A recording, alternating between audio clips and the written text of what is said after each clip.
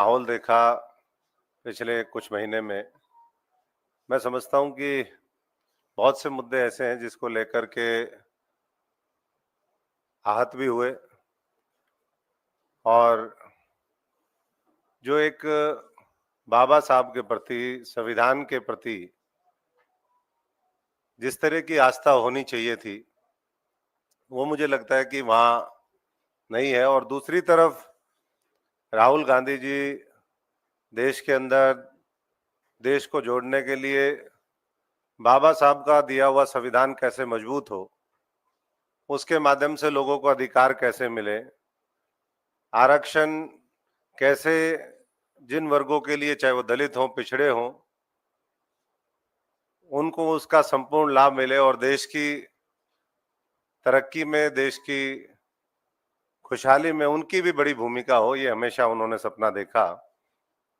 जबकि भारतीय जनता पार्टी और जो आज दूसरे दल हैं, वो हम सब देख भी रहे हैं कि किस तरीके से जाति का सहारा लेते हैं, धर्म का सहारा लेते हैं, लोगों को बांटने का काम करते हैं।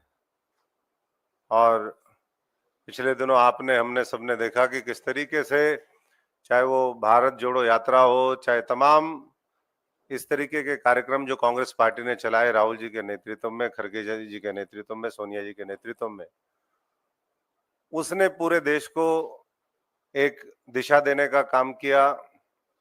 लोगों के अंदर विश्वास फिर जागृत हुआ कि ये देश और मजबूती से आगे बढ़ेगा जब कांग्रेस पार्टी देश के अंदर मजबूत होगी। और वो चुनाव लोकसभा के हुए, हमने नतीजा देखा। कांग्रेस ने अपनी टैली को डबल किया। राहुल जी को एक मजबूत नेतृत्व के रूप में आज पूरा देश चाहता भी है और मानता भी है।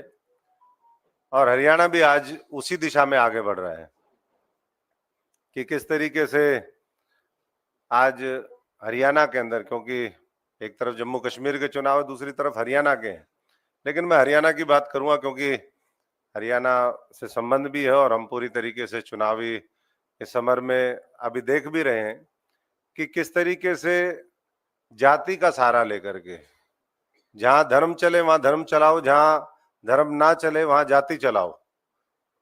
ये आज मैं समझता हूं कि भारतीय जनता पार्टी की नीति है। और इसको देख करके और हमें और ज्यादा, मैं समझता हूं कि हाथ हुआ। और यही सब देख करके आज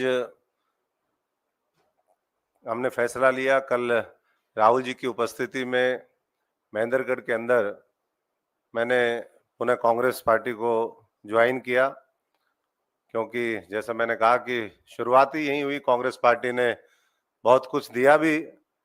आज जो भी हम हैं, कांग्रेस पार्टी की देन है। अगर आज कोई दल मुझे लेता है या लिया किसी ने, तो मैं समझता हूं कि वो कांग्रेस का दिया हुआ ही था। जो हमें कांग्रेस ने सिखाया, दिखाया, लोगों के बीच में संघर्ष करने का मौका दिया, उसी के आधार पर तो मैं आज इस राहुल जी की जो लड़ाई है, कांग्रेस पार्टी की लड़ाई है, देश जोड़ने की लड़ाई, संविधान बचाने की लड़ाई, बाबा साहब के सपनों को पूरा करने की लड़ाई, उसमें एक बार फिर हम राहुल जी के साथ खड़े हैं, कांग्रेस पार्टी के साथ खड़े हैं। और मैं हरियाणा के तमाम दलितों को, पिछड़ों को, शोषित वर्ग को, जिनके अधिकार छीने गए हैं, उन सभी से ये आग्रह भी करता हूँ, अनुरोध भी करता हूँ कि फिर दोबारा हमें हरियाणा को नंबर 1 बनाने के लिए, हरियाणा को उसके लोगों का अधिकार मिले। हमने सबने देखा, हमारी तो लगातार लड़ाई रही उस समय भी।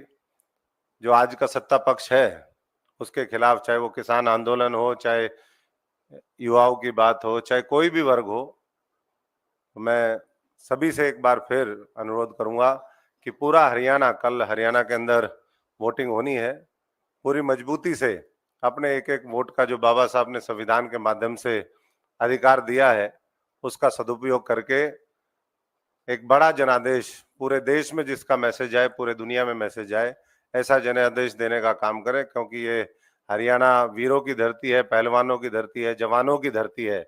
और जब हरियाणा कोई चीज सोच लेता है, तो मैं समझता हूँ कि करके दिखाता है। पिछले लोकसभा चुनाव में भी वही हुआ और इस बार बहुत बड़े बहुमत के साथ एक बार फिर हरियाणा में कांग्रेस की सरकार बनेगी। सबका धन्यवाद।